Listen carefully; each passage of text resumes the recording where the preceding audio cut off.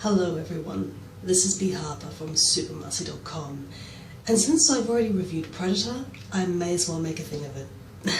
So I present to you my review of Predator 2, directed by Stephen Hopkins and starring in no particular order Danny Glover, Maria Conchita Alonso, Gary Busey, Bill Paxton and Ruben Blades. Now, a little bit of backstory about it. Predator 2. It was more or less a follow-up of the first film. Actually, it was meant to be a sequel, which did involve Arnold Schwarzenegger's character from the first movie, Dutch. But events, took a couple of turns, and Schwarzenegger wasn't able to come back. But they were still able to make a secondary movie, just with a whole bunch of different characters. And in that regard, I feel it works quite well. Predator 2 may not be as great as the first movie, but what you need to remember is that Predator is and still remains a B-grade monster movie. It's just all the execution that gives it the great quality. But just so, Predator 2 was made back in 1990, and around this time there was a lot of tension around, needless to say. There were gang wars in New York and in Kansas. There was huge incidents of drug trafficking, and the police force was placed under severe stress. Now, that is that particular era in a nutshell, but there is so much more going on underneath the surface that I, for one, won't delve into, because that's a completely different video, and it probably wouldn't be as fun as a review, but what the hell would I know? But yeah, Predator 2 takes place in 1997. Now, if some of you film buffs may remember, Judgment Day from Terminator 2 was also supposed to take place in 1997. And it's kind of strange, because even though the Predator is associated more with the alien, it is a cool pseudo-connection with the Terminator franchise, but maybe that's just a coincidence, who knows. But it is a rather cool sort of addition to the movie. So Danny Glover plays a police detective, as well as Ruben Blades and Maria Conchita Alonso. Bill Paxton is kind of a comic relief kind of rookie, and needless to say, he gets brutally assaulted by a predator. You just can't win, can you, if you're Bill Paxton? First you get assaulted by the Terminator, then you get captured and presumably killed by the aliens, and then you get killed by a predator. It's a hard life, isn't it? It also stars Gary Busey as a Spec Ops leader who has been tasked to track down the Predator and also gain some valuable combat data, because as we find out in this movie, this Predator is packing severe heat. And if I'm not mistaken, Stephen Hopkins himself is a comic book enthusiast, and a lot of his own sort of imagination was put into this movie in terms of giving the Predator its expanded arsenal. And of course you had Stan Winston working on the Predator effects, as well as the other aspects of this movie. It's a nice little combination of skills here, and even though Stephen Hopkins has had a, for lack of a better term, an eclectic career, I feel that Predator 2 really does deserve the respect it has garnered over time. It is, to me, more than a cult classic, because to me it is a legitimately good effort, but more on that later. So the Predator comes to Los Angeles in the midst of the Colombian and Jamaican drug wars, and that's another great thing about this film, is that even though it is set in a supposed future, it was still very current for the time. It was still very relevant to all the terrible events that were happening around that time in 1990. And it's a nice little time capsule just to see what the world was like back then, just in a slightly more exaggerated sense. So this is also around the time which gang wars were happening, and you had people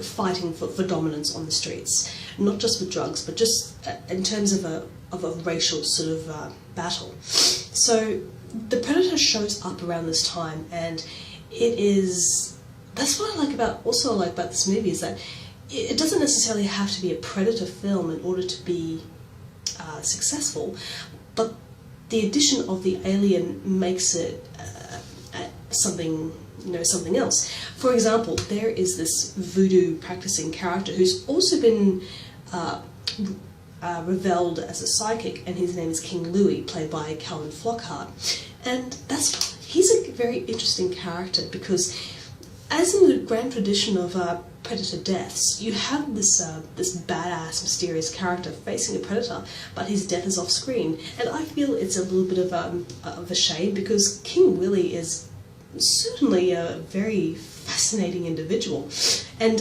his final face down with a predator is one of my favourite parts of the movie.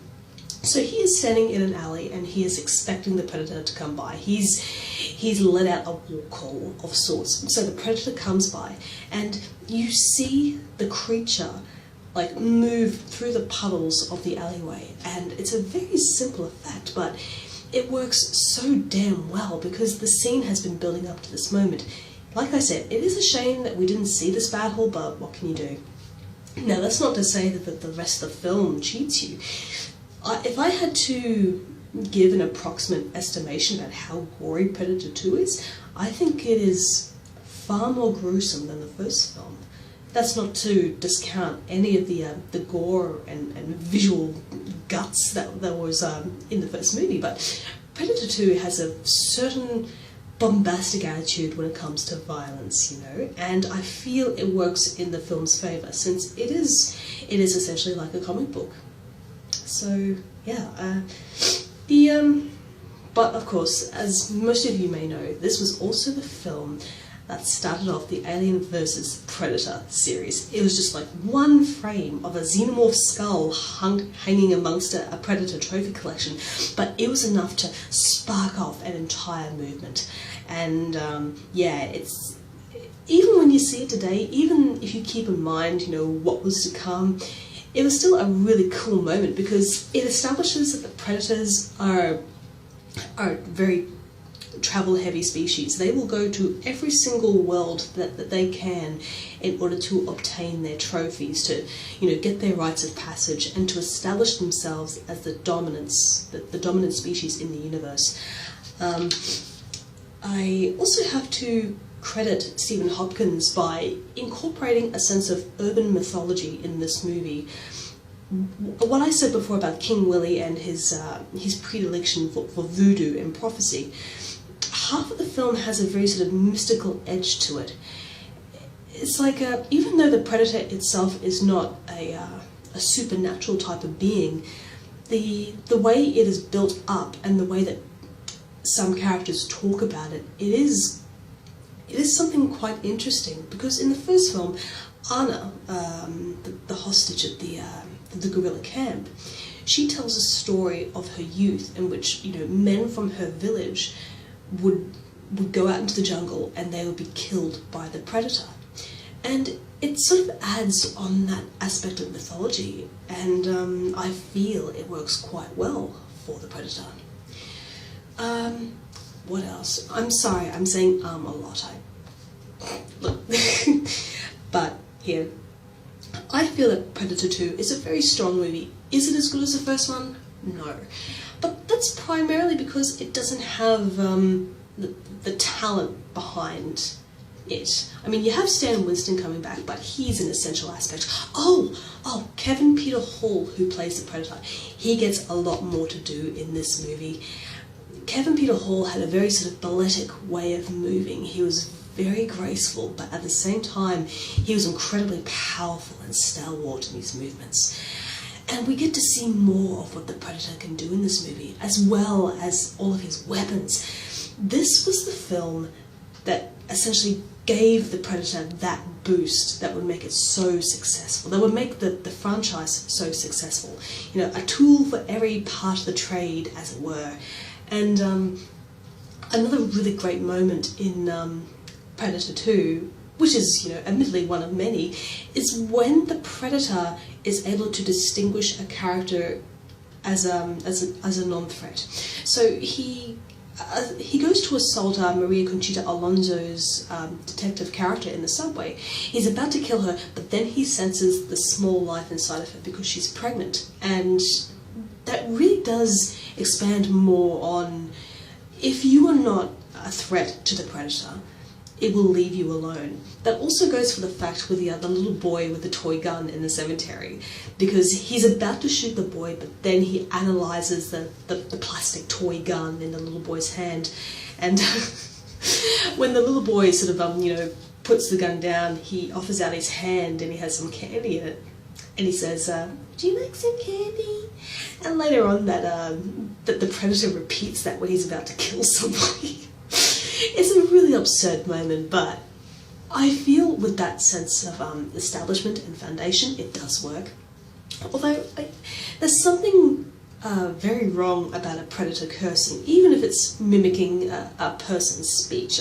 I'm like, when the predator says, "fuck you," or something like that, I'm like, what's your language? But I digress. I give Predator 2 a solid 3 out of 5. I'm really glad that it has got itself a positive audience after all this time, because it's never easy when a film is released. And look, it has a lot of really good stuff behind it, but at the time it did receive a bit of a bollocking, much to Stephen Hopkins' displeasure. But I am very happy that people are able to recognise the movie on its own terms.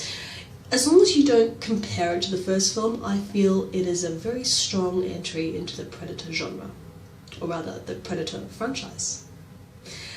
Thank you very much, guys, and once again, take care of yourselves and each other, and I'll see you in the next video. Bye-bye.